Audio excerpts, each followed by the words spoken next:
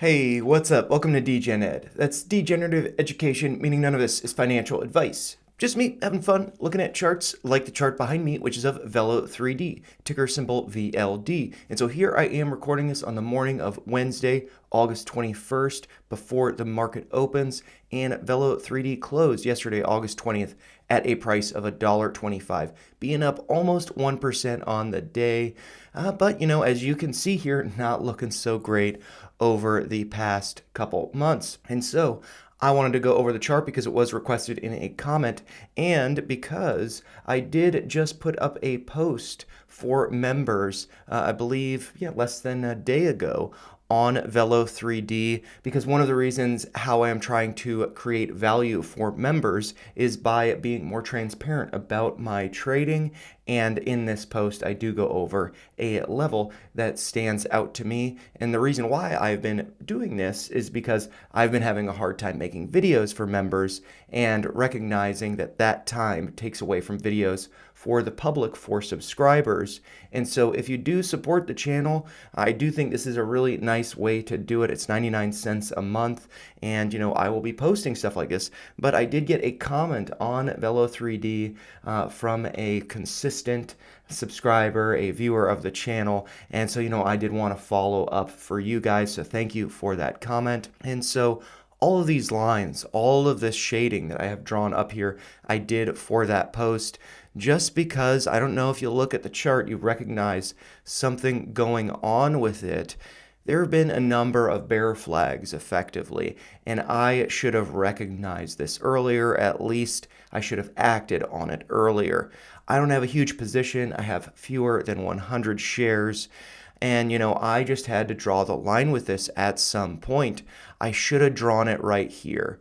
I had drawn this line that was acting as support, or at least I viewed it was, but then price broke below. Didn't confirm below, so, maybe it's going to reclaim that level.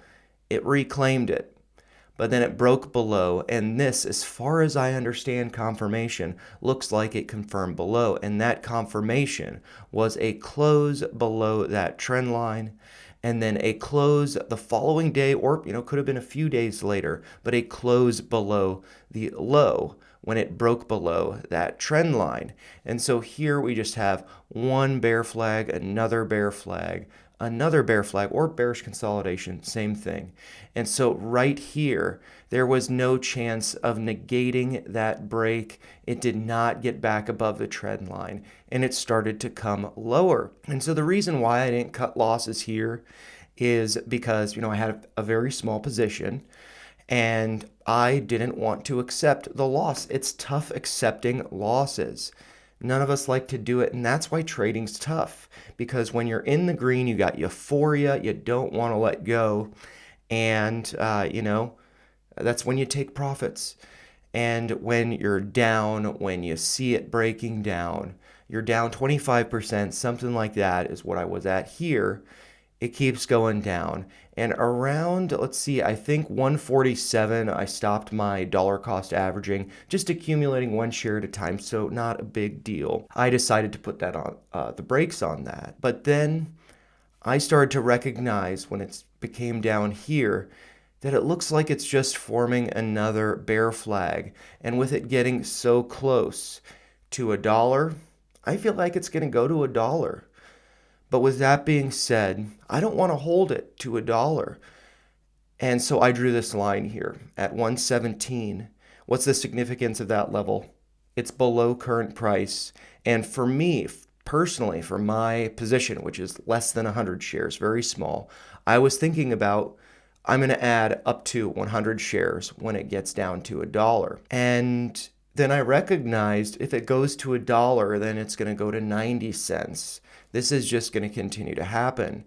Based on some of the videos that I put out, you might recognize that I have some sort of a bearish sentiment. And that's not that I'm a perma bear or anything like that. It's that from the beginning of the year, I've been talking about the possibility of us being in a bear market.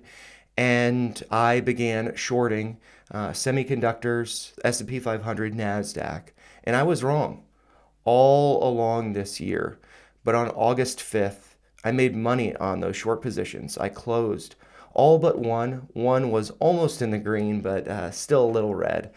But they're pretty small positions, but I made money on that. So after 7 months of being wrong, one day I was right. And I think that we've entered into a bear market, the beginning of it, which means we're at or near all-time highs. And so I think that there are a lot of things that are just going to bleed.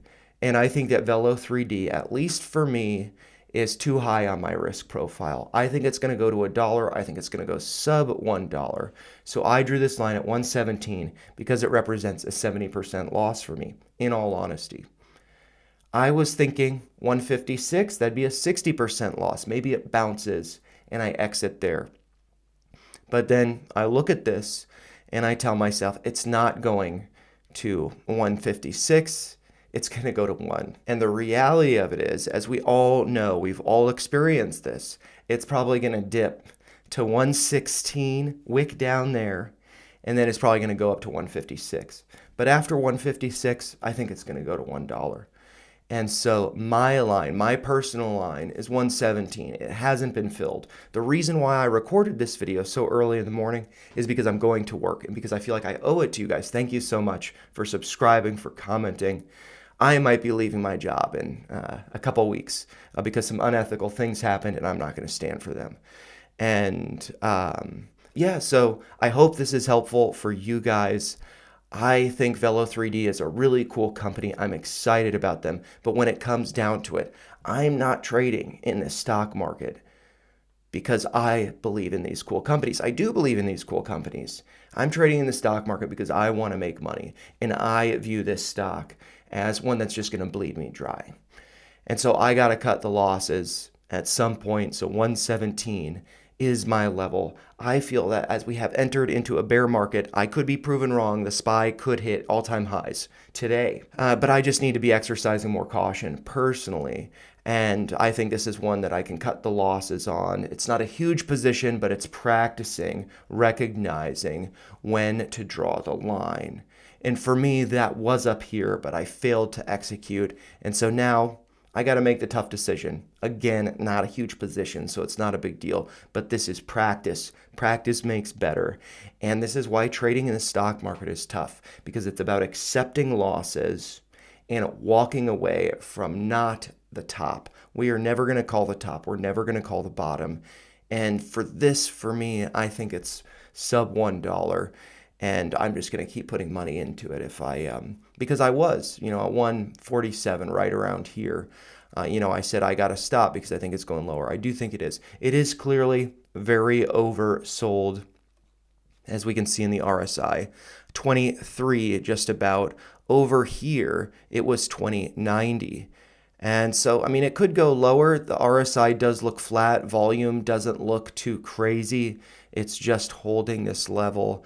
But, you could have made that argument here that it's kind of flat. It had bumped out from being oversold, but now it's back to super oversold. And so, yeah, like I said, I think eventually it's going to go to $1, but given the way the market works, I think it's going to wick down to 116. My order is going to be filled at a loss, and then it's going to go up to 156 or higher, or the bottom is in at 117, or maybe I've finally gotten good at calling the line and that this doesn't get filled and the bottom is truly in. So I have no idea, but I do know that looking at this chart, it doesn't look very good. And yeah, but the way the market works, the nature of our human emotions is that, yeah, the bottom's probably in.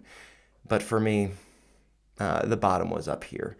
And I failed to recognize that. And so, yeah, I'm just putting out this video because of you, MLabs. So thank you for the comments. Thank you for the engagement. I really do appreciate it. But, as always, those are just my thoughts. If you found them helpful, make sure you like the video, share your thoughts in the comments down below, and make sure you subscribe to the channel for more videos like this. Thanks a lot for watching and have a great day trading, guys. Take care.